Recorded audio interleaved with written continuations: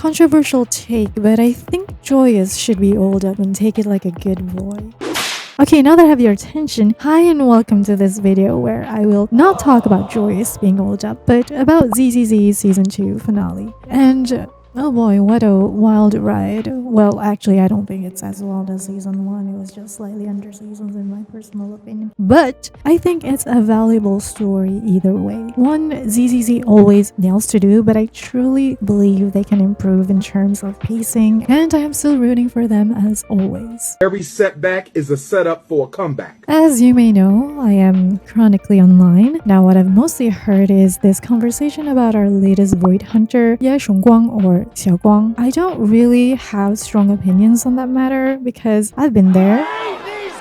You think so too, right? And I'm definitely not the target audience here. However, these matters aside, and listen, coming from a male character enthusiast, I think there's more to look past the surface level marketing, because at the end of the day, any publicity is good publicity, especially to huge companies. So instead of wasting my time complaining, I try to approach it from another perspective. If I can seek something good beneath marketing and bring that to light, maybe that's what actually deserves attention. And if the company takes note, then great, because they're definitely going to make another character with a similar trope anyway, there is no doubt. But maybe next time it'll also appeal to people like me. If not, at least I gain something from the analysis. So either way, it's a win-win situation. Now, with that in mind, I hope I can talk about Xiaoguang more freely since the elephant in the room has been addressed, because I know you guys very well. My dear viewers have very strong opinions, and I like that. I always read your essays in my comments, and please never stop yapping, respectfully and mindfully, of course. Before I fully dissect anything, my overall opinion on Xiaoguang is that I sort of relate to her. Not in a way where most people think. I believe we are both complete opposites personality-wise, but there are themes and experiences where I feel like most of us, especially us girls, go through, and that's what sparked me to talk about in this video. If you're a lore skipper or don't play the game and you're here because you're nosy, of course you're gonna ask, who the hell is YE SHUNGUANG? Well, don't worry, I got you covered. Before the fall of the old capital, Xiaoguang lived a happy childhood until her parents sacrificed themselves to help other people during a miasma outbreak. At that time, together with her brother Ye Shiyuan, were saved by Banyu and later were taken in by the Yunque summit as disciples. Given her life as an orphan, it felt like things couldn't get any worse. But surprisingly, there was another turning point of her life that would change everything. When she wandered off to a restricted area as a child, she accidentally touched the Qingming sword, and somehow the sword has chosen her to become its new master. Now, the Qingming sword is one of Yunque Summit's pride and symbol of status, since whoever wields it is granted power equivalent to a Void Hunter. Because Xiaoguang became the sword keeper at such a young age, Yishuan sent her into seclusion for training. But to me, this feels more of a way to lock her away from the outside world. Because truthfully, inheriting the role of a sword keeper of the Qingming sword is more of a curse than a blessing. We're going to sidetrack a second and talk about the Qingming sword a bit, because trust me, it's going to give us better context. It's pretty obvious that the Qingming sword chooses its own master. One of its previous owners was Yi Jiang, who was Yishuan's sister. Naturally, as the High Preceptor, it is expected that Yishuan would have inherited, so she kept it in a case, thinking it would have tamed its power. But unfortunately, that was not enough, as it chooses Xiaoguang with just one touch. Until now, no one really knows what specific criteria the sword is looking for when choosing a new master. Now, why is it seen as more of a curse? Well, inside the Qingming sword, there's two mysterious forces. They're both equally powerful and destructive and are in a constant battle. This battle causes destructive energy to seep out, which potentially can lead to a disaster. If these forces ever break free, it would cause a catastrophe on the same scale as the fall of the old capital. And that's why a mediator is necessary. The third presence exists solely to keep the sword from collapsing in on itself, absorbing the excess energy and holding everything in balance. This is why the sword keeper can wield such overwhelming power in the first place. But of course, it comes with a cost. The curse that was mentioned before. It is believed that the Qingming sword runs on sacrifice. The swordkeeper pays with their own life, slowly being consumed in the process by degrading the user's 5 senses and memories with each use. And that leads to where we are now, where Xiaoguang snuck down the mountains and doing side quests because she was bored as hell and got caught by proxy. From there, the story becomes about Xiaoguang struggling against the Qingming sword, while everyone around her tries to decide her fate for her.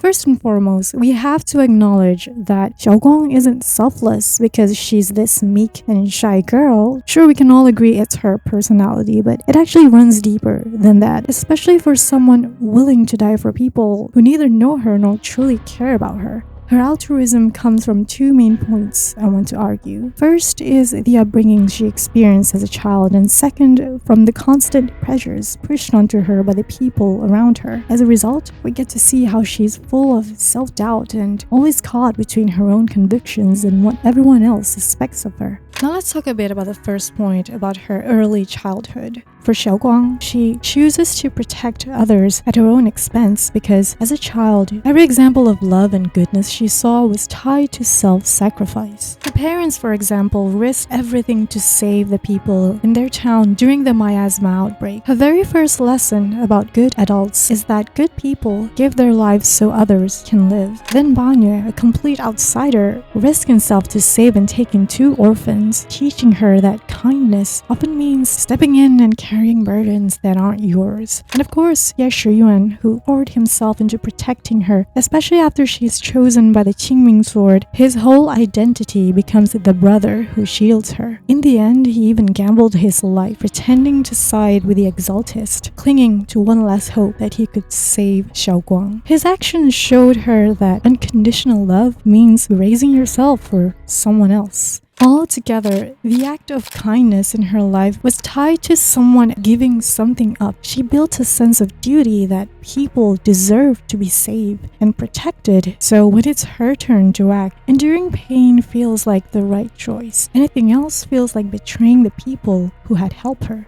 These upbringings are further reinforced by a lot of external factors as she grows up, and even at the time when we met her. And this leads to my second point. Xiaoguang's childhood learned duty to sacrifice herself gets even more complicated by the people around her. For one, being chosen by the Qingming sword from a really young age was already seen as an inevitable demise. Imagine being a carefree kid and suddenly the fate of the world is in your hands. And the worst part is, you're going to suffer doing it. And due to this, her close ones want to protect her by controlling her moves. Like Ye Shun had devoted his entire life to saving his sister from the sword's curse, but his love came with chains. He is not wrong. Xiaoguang did not deserve to carry such a burden, but dismissing Xiaoguang's resistance and choice just so they could go back to how things once were becomes a problem. You know that already. If such a disaster were to occur, countless innocent people could lose their lives. So what? Is my sister's life worth less than the lives of strangers? I know you're only doing this for my sake, but this is my choice. You don't get to choose! And underneath the protection was also the sting of betrayal when he realized Xiaoguang's connection to the sword wasn't a mere accident. And then there's their Shifu, Yi Shun. After Xiaoguang was chosen as the next sword keeper, Yi Shun isolated her from the outside world, claiming it was for her safety. However, she barely acknowledged Xiaoguang's actual needs and constantly warned her to stop going out or using the sword unless it's a life or death situation. I mean, we have to acknowledge that Yi Shun's obviously still haunted by her sister's accident. Instead of guiding Xiaoguang to wield the sword's power wisely or figure out what's truly best for her, she tries to suppress her completely. And at this point, her actions read less as an attempt to save her student and more as an act of atonement for her unresolved guilt toward her sister. But it doesn't just stop there. On the flip side, some stinkers from Yinghui's summit and outsiders are piling onto the hero worship. Like the other disciples keep her off the dangerous missions. Like sure, it's protection, but really it's just blindly following Shifu's strict orders. No one dares to disobey, besides Lion. He'd really disobey her for real. Anyways, these people are just holding back their precious hero because she's not supposed to burn through the Qingming sword's power yet.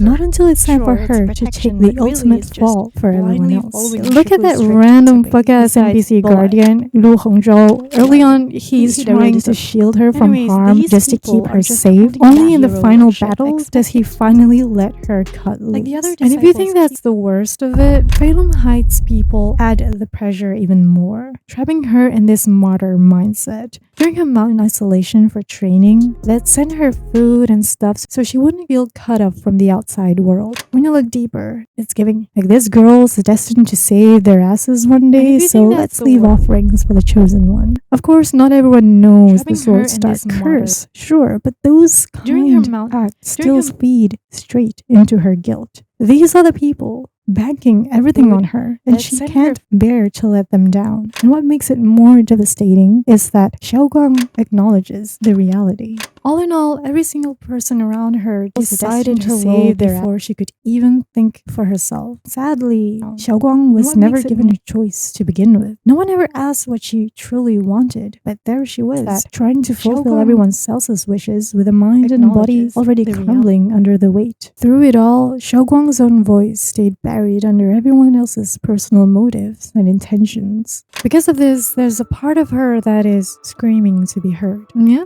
the shadow. Maybe not literally here, but the concept is similar. I talked about this before in Hugo's analysis, you can check that out. But while Hugo's shadow was about suppressing the urge for revenge, what Xiaoguang buried deep in her mind wasn't some grand evil desire. It was something painfully simple. She just wanted to live normally. Wanting to stay alive is pure human instinct, yet she deems it as unacceptable and buries it deep. This is evident as she admits that she knows that side of her exists, but hides and pretends to not know about it. But we all know what happens when you try to avoid your shadow completely. It comes to haunt you back. The other YE SHUNGUANG is the part of her that remembers she's still a person. She wants to live, feel, and have a future. And I know the osmanthus thing was locationally getting a bit too repetitive, but if we try to see from Xiaoguang's perspective, it seems more like something tangible she can cling onto, keeping her tethered to reality. If osmanthus is the only thing she could ever remember, then probably that's more than enough to feel like she still has humanity left in her. And hence, these repetitive osmanthus lines are proof of her will to live still exists, despite how hard she tries to lock into that dutiful hero role. So, Xiaoguang is torn between two truths. She genuinely wants to save people, even if it hurts, because that's the love she grew up seeing, and at the same time, there's a part of her that just wants to live an ordinary life and be selfish for once. Both are real desires inside of her, and that clash is where all her pain comes from. And when facing a calamity, do you cling to safety and protect yourself? Or do you stand and fight to save others, even against impossible odds? Which do you choose? For Xiaoguang, making the choice has always been easy, standing against impossible odds and fighting to save others. She made up her mind pretty quickly in the story rather than dwelling on it. The difficult part is acting on it when the people around her want otherwise, and when her own inner voice starts to doubt her. And over time, that certainty erodes until the choice no longer feels clear at all. She has always been selfless, but that selflessness was never truly questioned. Needing to save others was ingrained in her from a young age, less a conscious decision. And for a long time, doing the right thing just meant doing what was asked for her. The first moment towards clarity comes when she finds a letter supposedly written by her brother. She knows it's forged and possibly a trap, and yet she chooses to chase her brother, going against everyone's advice to stay put. I mean, finding her brother isn't a noble cause or a greater good. Most people at Yunque's summit couldn't even give a damn about his disappearance. But selfish as it may be, this is the first time she commits to choosing her own needs. Because what matters matters isn't whether the choice is safe or correct. What matters is that she finally chooses why she's willing to protect someone. And this time, it isn't out of duty, but actual love. And for her brother, that love is enough for her to step into danger. And in doing so, she steps out from this scripted duty to her own will, choosing not to just save others, but to finally save something for herself. But it's not like Xiaoguang suddenly said, screw it, I'm not going to sacrifice myself, even though the whole situation was low-key a scam. Those who were chosen as sword keepers are just sacrifices painted as heroes to make it sound more honorable. But like I said before, she did know that the people only cared about the Qingming sword and yet still accepted the fate of being its keeper, unlike her brother. Because one, that desire to protect people is still deeply ingrained in her. That is who she is. But here's where she draws the line after Proxy pulls her back to her senses from fully burning out on the Qingming sword. In that illusion created by Xiaoguang's consciousness, her other self shows up again to guide her. There, Xiaoguang faces the truth. Going through the memories was proof of the life she could still have. Wanting to live isn't selfish. It's the root of why she fights. You can't protect the people you love if you're gone. Survival isn't betrayal of hero duty, it's what fuels it. Through that acceptance, she integrates her other self and becomes whole, ready to face the future. Of course, there is no promised ending, and there's definitely going to be moments where she has to take the fall again, but she finally gets to choose what her sacrifice means. The Qingming sword becomes a perfect analogy for everything she's overcome. Once, Xiaoguang believed she was nothing more than its vessel, chosen but having no control against its aggression. She obeyed every surge and paid the cost in fading memories and senses. Now she understands that the choice is mutual. She steps out of being a mere keeper and becomes its arbiter. And this kind of gives us a slight hint of the Qingming sword's nature. The sword is cruel because it pushes its wielders to the brink, almost consuming them entirely. We know that it doesn't merely value strength. Anyone strong enough or willing to sacrifice blindly would fail its test. We have seen that with previous sword keepers. What it actually seeks is resolve and a strong sense of self. Even when it burns away memories, senses, and parts of the self, it tests whether the wielder can anchor themselves in what truly matters for them to keep on fighting. Initially, Xiaoguang only passed part of that test. Her resolve was pretty strong, and the sword might have sensed that since she was a child, but it was conditioned by duty and expectation, not by her own choice. So her acting purely out of obligation, she allowed the sword to overwhelm her, placing no boundaries on herself. But now with her resolve grounded in her own decisions, the sword no longer consumes her. It recognizes limits. The sword wasn't testing how much she could sacrifice, but whether she could survive wielding it.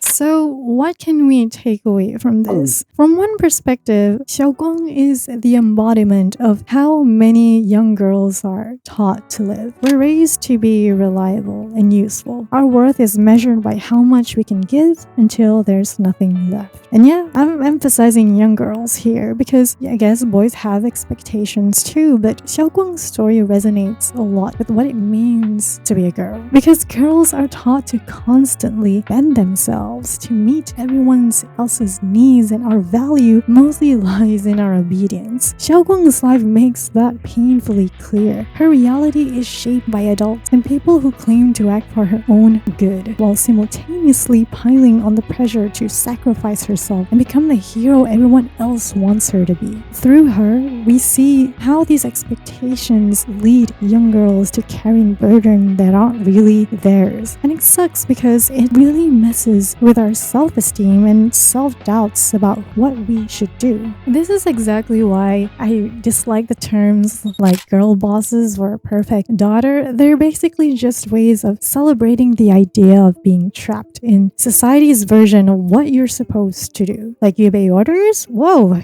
good girl. And then as soon as a good girl decides to choose herself, suddenly she's a rebel or a boss. But all she's really doing is exercising the basic autonomy of a human being. It's like the default assumption is that girls already have their fate determined by other people. You don't usually see a man taking control of his life being called a boy boss. He's just told to man up because apparently independence is seen as a man's thing. Exactly. I might sound like I'm getting a bit too emotional here, but it is a real thing. Like this recent study about descriptive and prescriptive gender stereotypes has revealed quite the same results. To put simply, descriptive gender stereotypes describe how men and women are commonly portrayed. Women are depicted as kind and helpful, for example, communal, while men are more assertive and competitive, like agentic. This does not mean it is necessarily true, but we treat it as a norm because it's what we repeatedly see in society. Prescriptive gender stereotypes, on the other hand, describe how men and women are expected to behave, and that is what's considered acceptable or punishable when they don't conform. And how do these two relate? Well, for example, when agency is repeatedly described as something men naturally have, it slowly becomes prescriptive, something men are expected to embody and something women are subtly discouraged from claiming. And the paper has corroborated with my previous rant, and here is one of them. Exhibiting success in masculine domains can imply that gender prescriptions have not